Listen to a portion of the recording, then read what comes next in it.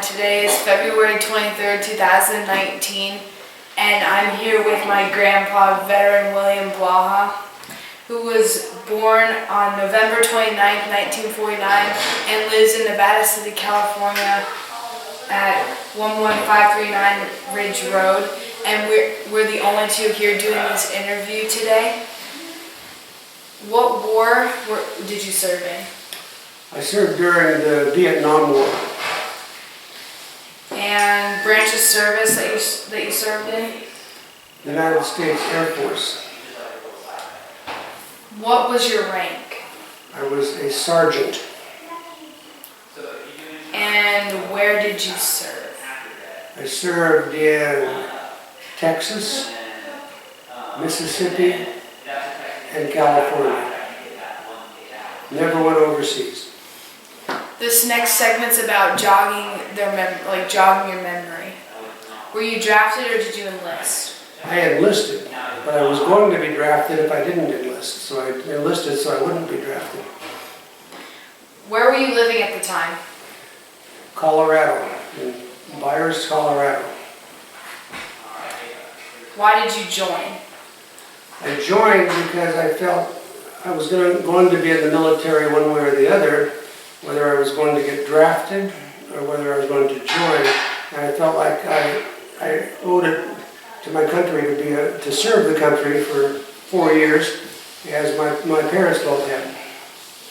Why did you pick the service branch you joined? So I wouldn't have to go to Vietnam on the ground like a troop and get shot up, frankly. I wanted to serve my country, but I really didn't want to get killed, although except that could happen anyway, but that was the main reason. Do you recall your first days in service? Oh yeah, I recall it big time. Would you like me to describe it?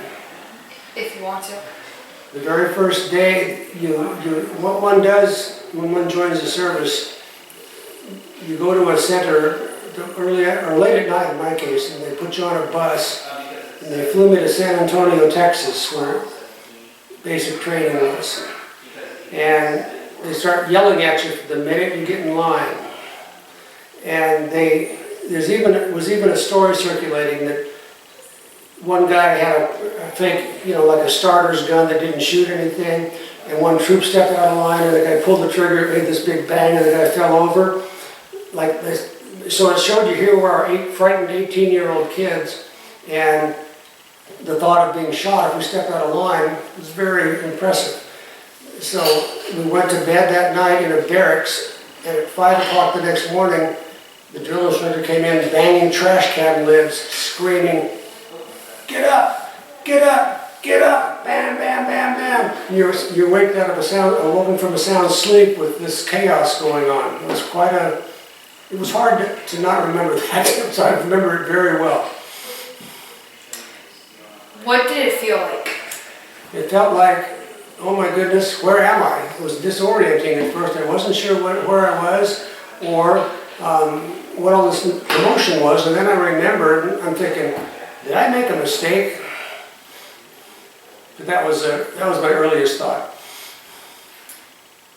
Tell me about your boot camp / training experiences. Well, it was very interesting in that I was a squadron leader, and I was in charge of about 12 other guys that were below me, and then we had to make the beds every day. We had to be in line at a certain time. We had physical exercise. We had to be in breakfast. We had to do marching practice. We did this, we did that. We went to classrooms. We had testing.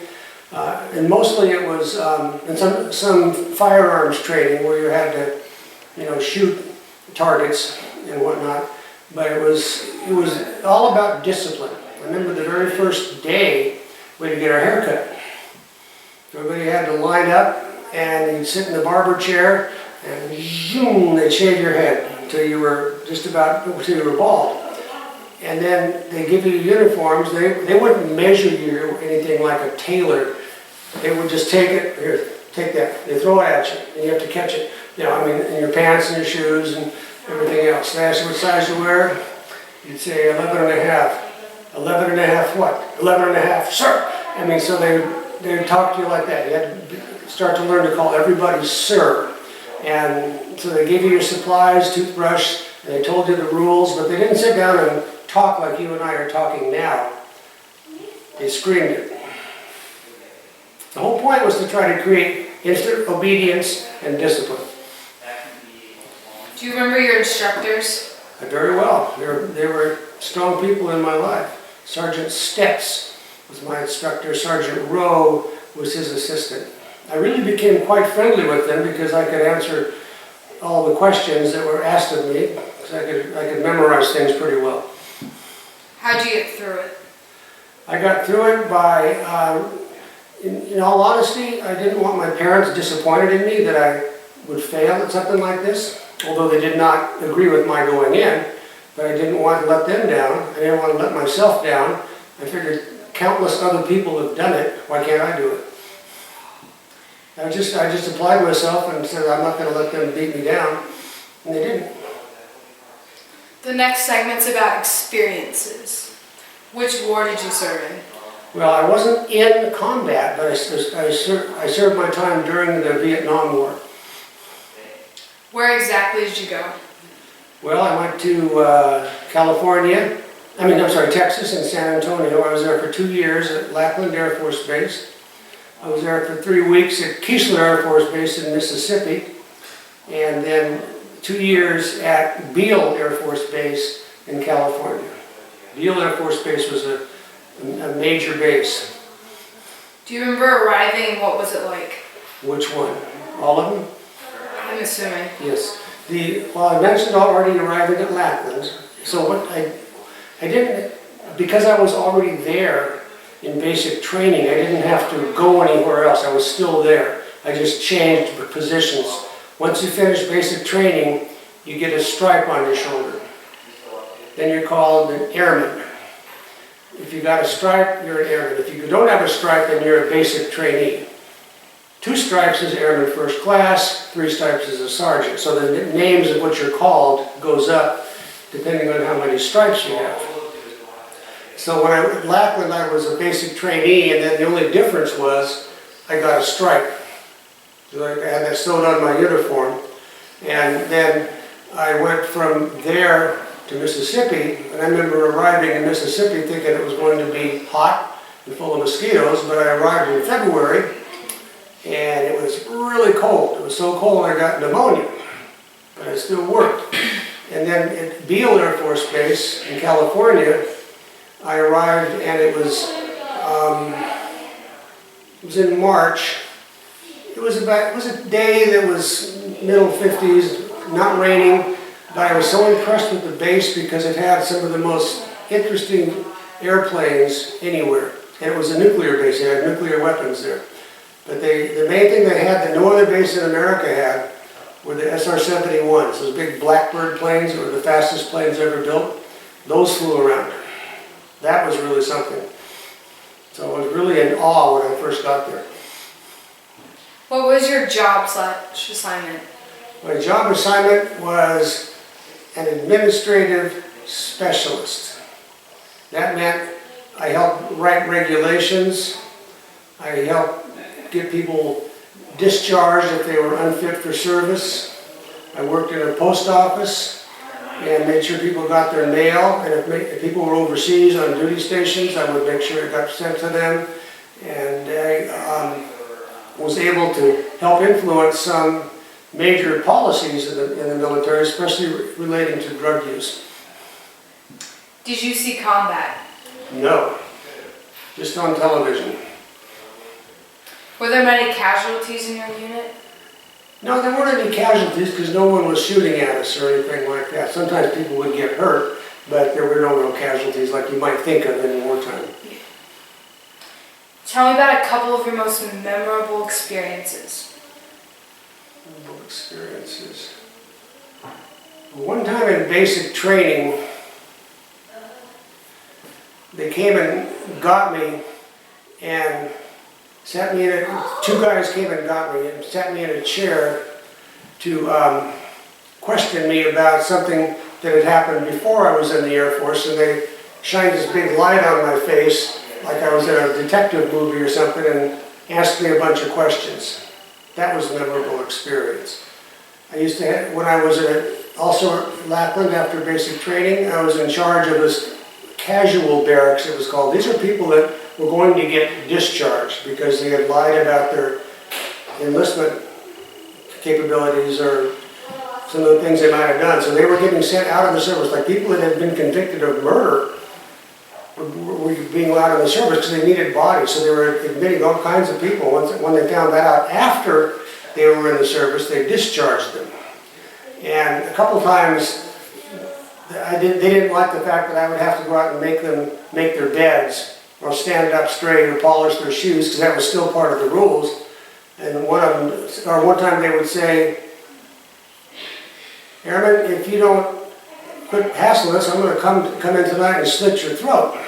Which, then I would have been a casualty. So that was a little bit scary, so I had to put a lock on the door. That was highly memorable. And most of the experiences were good, but sometimes they were memorable in that negative way. Were you a prisoner of war? No. Okay. I did lock myself in that room, like I said. I was kind of a prisoner of a barracks. So,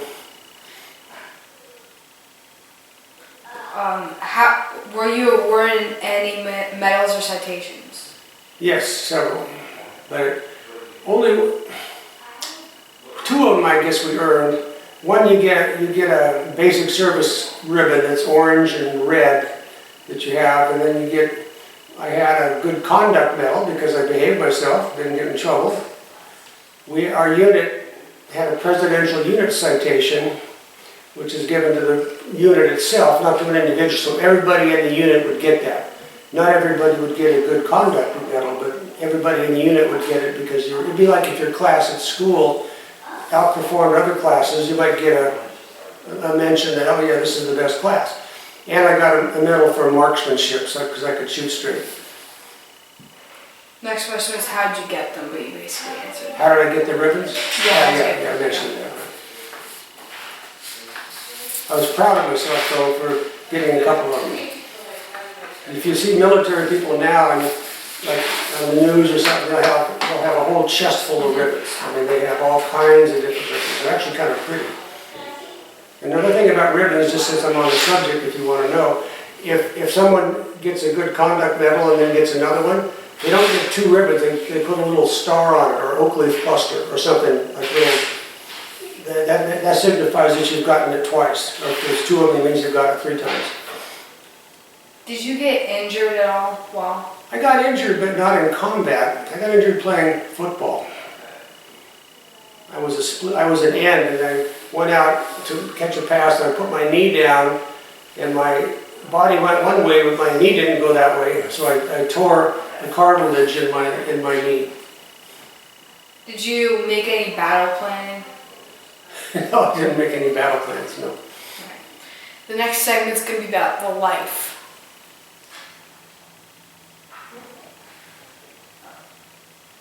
What was the life of the service and or at the front or under fire? Well, since I was never under fire, I'll have to defer that question. I hope I'll never be under fire. But you're asking what was life like in the service? Yes. It had several facets. For a while I lived at a barracks. And the barracks is housing supplied for people that are in the military. So you usually share it with anywhere from 1 to 4 people. You have to make your bed, you've got a closet, and you may or may not have a desk. They can tell you what you put on your walls, and you have to go out and line up to go march and eat chow, but the food was free. Now, I lived off base much of the time because I chose to. You didn't make much money. I think the most money I ever made was, I think, $129 a month or something like that. And so but I found places off base that I could go for $5 a month, which is pretty cheap. So I lived there, and then if you live off base, you got to buy your own meals. But breakfast was 25 cents, all you could eat. Lunch was 60 cents, all you could eat. Dinner, 40 cents, all you could eat. You can't find that today. Yeah. So I was cared for. I mean, I was well fed and in very good physical shape. because you have to do a lot of exercises. How did you stay in touch with your family? Letters. Most of the time I didn't have a telephone, so I'd write letters back and forth. Probably what most people do. They write letters. Yeah, most people do write letters. If you were actually in the military, in combat, if you wrote a letter out or received a letter in, people would open them and look at them and read them before they sent them out, for example, so you wouldn't be giving away any secrets, like where you were stationed or what your squadron or whatever was going to do, because that would potentially give aid and comfort to the enemy, or if they were spies or something like that. So it was kind of interesting to think that any letter you might be written, or that might be written, would be read by somebody else. Did you ever have to read any of those letters? No. What was the food like? Food was fantastic. And because of what I did, I got among the best food you could possibly get. Because one of the things I did was write reports, because I was good at writing. That's how I became an administrative specialist. And so when it came time for someone to get promoted, like a sergeant or something like that, who wanted to become a higher level sergeant or whatever rank, they wanted to get ranks raised up because they make more money and they got more prestige. So see, in order to get promoted, you had to have an endorsement. You know what an endorsement is? No. It'd be like if your teacher wrote you a letter, say you're going to college, and then the teacher said, Hannah Blaha is an excellent student, she's a wonderful person to have around, she's always nice and clean and dresses well. Then the principal might write something in addition to that called an endorsement, saying, I agree with what they said, I think this is an excellent person. That's an endorsement. Well, my job was to write endorsements for the base commander in Texas when I was there. So anybody that wanted to get promoted would have to have the base commander write an endorsement. And guess who got to write those? You. Me. Because the base commander's not going to write all these things, he's ain't got time. So I got to write them, and they all knew it. So nobody messed with me. So I got all the food I wanted. They'd bring me things free, like garden hoses and chukka boots and hatchets or whatever. If some guy in the chow hall wanted to get a promotion, he'd make sure I got a really nice meal every day. So that's just the way the military works. So the food was excellent. Did you have plenty of supplies? Yes, I had plenty of supplies. I had uniforms and I had boots, and you have different. Are you interested in little anecdotes about things? Probably are. It's more interesting. Every day you'd be told what uniform to wear. There were three basic kinds of uniforms. You could wear the green fatigues that you see people wear. That sometimes they look like camouflage. You can see them in the airport, or you might just have straight green. Sometimes you wear these tan uniforms with short sleeves if it was hot. It was often hot in Texas, in California. And then there was a third type uniform where you wear blue slacks, dark blue slacks, a light blue shirt with a blue tie and a blue coat with a different kind of hat. So every day there'd be a flag flying at the base, and the color of that flag would tell you what uniform you had to wear that day. So everybody wore the same uniform. I'm not sure who decided that, but you wouldn't wear a big heavy uniform with a heavy coat when it's 110 degrees. Did you feel pressure or stress? A lot. Because you had to be on time, and you had to be courteous, you had to say sir, which I didn't mind doing really. And sometimes if there was a surprise visit by some general from the Pentagon or some fancy place where the officer ranks were higher, you'd have to call the building to attention, and you'd have to get everybody's shoes, get your own shoes shined, everybody'd have to shine their shoes and get everything right. So that was a little bit stressful. Not as bad as being in Russia, but it was stressful. Was there something special you did for good luck? For good luck? What an excellent question. Well, I avoided stepping on cracks on the sidewalk. That was one thing.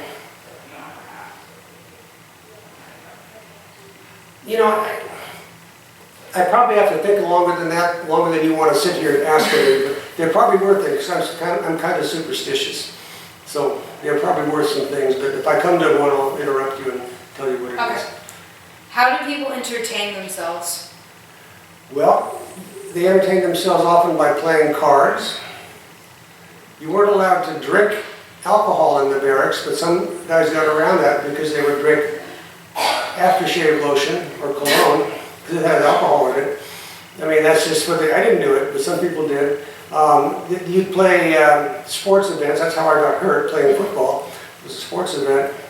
You might have discussions there'd be a center, there'd be two wings of a dorm, kind of like in college, and then a center place where everybody could meet and you talk about things. Most of the time when you could read a book, there was a television. You did not have a television in your own room, but there was a television for everybody. And then you could watch something on television, or listen to the radio, or play music. I could have a guitar, because I played guitar. Were there entertainers, like people who'd fly out and like entertain you with like songs or something? Sometimes there were. Over in, a friend of mine was stationed over in Taiwan, and he was an airplane mechanic, and he got to go on the Bob Hope Christmas tour. Bob Hope was an entertainer that every year would take a bunch of pretty girls and singers and everything else and fly around to different bases over in Vietnam and put on a show. So he got to travel with them because they needed the engines fixed. Where I was stationed, that didn't happen so much, but every once in a while an entertainer would come, but they wouldn't come just for our barracks, they'd come for the whole base. Somebody like, well, I can't remember any names right now, so it was a long time ago, but every once in a while. You could choose to go or not go. What did you do when on leave? When I was on leave, I almost always went home to my family in San Diego. Stay with my mom and dad or stay with some friends. And you got a couple weeks leave per year, so usually you get a week at a time. When I was in the post office, though, I could never take Christmas because there was so much mail over Christmas time. Where did you travel while in the service? Well, I traveled mostly between the bases that I mentioned in California, Mississippi, and Texas. And sometimes I'd drive around the areas just to look at things, but I didn't really travel overseas or anything. But one of the nice things about being in the service was, almost all Air Force bases have planes, right? And if I wanted to fly from San Antonio in Texas to San Diego, which was 2,000 miles, not quite, maybe 1,800 miles, you could get a hop on a transport that was flying out there anyway for some purpose if there were seats available. It wasn't like an airliner, but it didn't cost you any money. You just had to see if there was a hop available. So I used to fly from Lackland Air Force Base in Texas to Norton Air Force Base in San Bernardino. Then I'd catch a bus to go down to San Diego. The bus cost a couple dollars, but the airplane flight was free, and today it'd be probably $500 or $600. Do you recall any particular humorous or unusual event? Humorous or unusual event?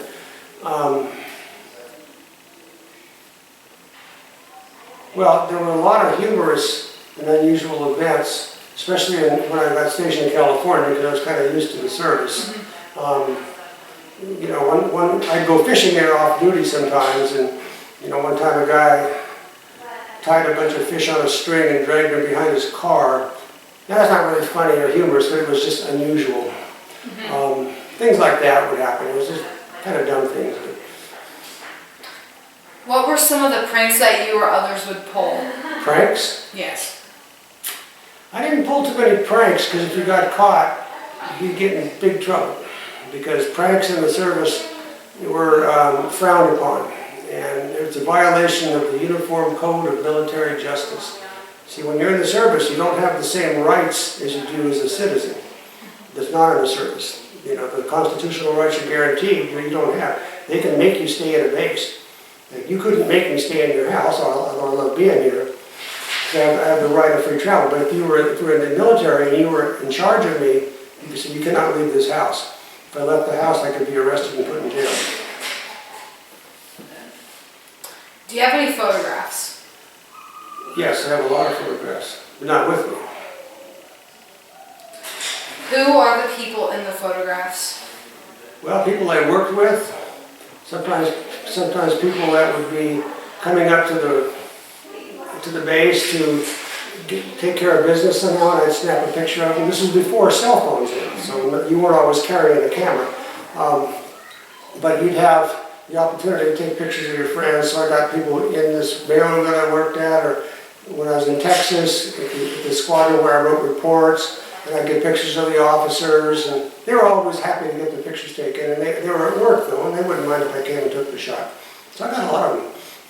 And sometimes I'd take the barracks itself without people in it, so you could see all the neatly made beds and things, and sometimes you take pictures of people doing things they didn't really want to have to do. Like one time, one squadron didn't perform well, and so the drill instructor got mad, and he made them cancel their leave. They were supposed to all go on leave, and scrub the floors with a toothbrush. So that was not much fun. That wasn't my squadron. Before they did that, he made them go out in the mud, march around, and then march around the barracks, getting mud all over. Then they had to clean it up. So those kind of things. Ah. What did you think of the officers or fellow soldiers? I almost uniformly I liked them all. You know, there was a couple times you'd have somebody that had an attitude. Like sometimes a guy that was supposed to be in charge of me would not like the fact that I was friends with the base commander because I wrote reports for him, right? Yeah. And so he would look at me from another room and say, "Oh, you think you're so smart because you went to a year of college." And I'd say, "Well, I don't think I'm that smart. I dropped out of college to join the Air Force."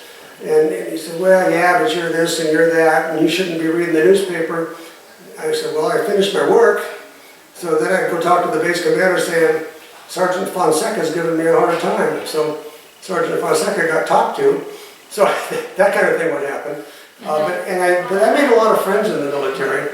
And it's interesting in that when I was in California, I was the only white guy in a whole black unit. So I got to be really good friends with some black people, and I didn't really know any black people before I went into the service. So it was really interesting. I enjoyed all of it. I just take them on trips with me sometimes, and they're just people like the rest of us. It was an educational experience for me. Did you keep a personal diary? No, wish I had, but I did not. But I wrote a lot of letters, and I have those letters because my parents gave them to me after they died. I collected them. I mean, that's kind of like a diary, I guess. Kind of, yeah. This is segment 5. This is after service. Do you recall the day your service ended? Yep. September 30th, 1972. Started November 18th, 1968. It ended September 30th, 1972. I got out a little bit early so I could attend college. Where were you? I was at Beale Air Force Base, and I got accepted to you can ask me that later, or should I answer that now? Yeah, I'll ask you that question later. Okay, I was at Beale Air Force Base when I got discharged. What did you do in the days and weeks afterward? Let me give you one more bit of information about discharging. Okay. You can choose to get discharged from where you were at the time or where you were when you enlisted. And I was in Colorado when I was enlisted. And it makes a difference on how much money they pay you for transportation, because they got to give you transportation home. So I chose to get it from there. That was the only difference. Okay, go ahead. I'm sorry to interrupt. What did you do in the days and weeks afterward? Well, I had to start college almost immediately. So before I got discharged, I applied at a college called University of California at Davis, which was about, hour and a half from where I was stationed. And so I went from getting out of the service immediately to college. Did you work or go back to school? Back to school. Was your education supported by the GI Bill? Yes, it was. I had 3 years left of college, and they paid for that. Then after college, I went into medical school to become a doctor, and they paid for about half of that. It's a big benefit. Did you make any close friendships while in the service? Oh yes, I did. Some nice people that I I don't know that I keep in touch with them now, but for years I did. Did you continue any of those relationships? Like, For a long time, yes. for how long? Oh, 20 years or so. In fact, one guy that I met in the service was a guy I knew in grade school, like 5th, 6th, and 7th grade, Bob Berkey. Did you join a veterans organization? Yes, I belonged to the Veterans of Foreign Wars, although I was not in war, in combat, and I belonged to the American Legion. This is the final segment, later years in closing. What did you go on to do as a career after the war?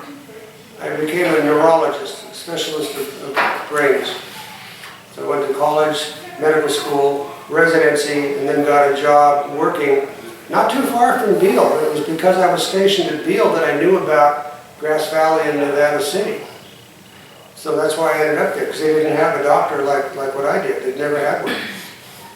So it worked out real good. Did your military experience influence your thinking about war, about the military in general? Absolutely. It made me think that we're all people just trying to get by on this planet, and it made me think there's no need to uselessly sacrifice human life for questionable goals. I used to be, no matter what the military does, it's got to be right.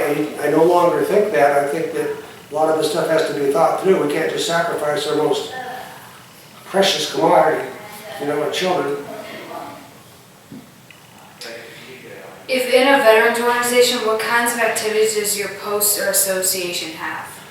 They have parades and they have little meetings where you help other veterans find health care, housing, food, a source of income, and you can help work with that. You can have, the American Legion supports a lot of charitable causes, and they have gatherings once a month at the Veterans Hall. So I do some of those things. Do you attend reunions? We don't have reunions. I attend high school reunions, but not veterans reunions. How did your servicing experience affect your life? In reality, it's the best thing I ever did, besides have children. I mean, but I had children after I was in the service, because it made me realize that if I didn't make something of myself, I was going to end up as a career military guy with not much future, because I was not an officer. And you have to have education to be an officer. You have to have 4 years of college. If you're an officer, everything is different. You make a lot more money, you have a lot more opportunities, you have more responsibility. It just makes you a better person. But all things considered, if I hadn't joined the service, I probably would not have been motivated enough to go be a doctor. I can remember when the day I decided I was going to do something with myself. I was in Mississippi. I was all by myself. I was walking across this little old lonely quad, and it was late at night, and I kind of had pneumonia, I think I told you. I thought, I can't live like this. I got to do something with myself. And that was the day I started thinking, I'm going to start doing it. I started taking I almost said online classes. I started taking correspondence classes and trying to better myself right then and there. And I continued until I got into college. I was got me motivated. It was the smartest thing I ever did. Is there anything you'd like to add that we have not covered in this interview? Yeah. I personally would like to see everybody in this country offer or be, I don't want to say compelled, but I guess that's what I mean, to give a couple years of service to their country, because the country does a lot for them, and we're blessed to live here. So you wouldn't necessarily have to go over in combat, but I can see men and women alike giving a couple years to their country for the benefit of living here. I didn't used to think that, but I think it now. That's great. Yeah, that you think that, because a lot of people Take it for granted. Yeah. I know. Thank you for sharing your recollections of the Vietnam War and your service. My pleasure. I appreciate being interviewed, and I take my hat off to your school for having you do such a project. It's nice. So high five. Yeah.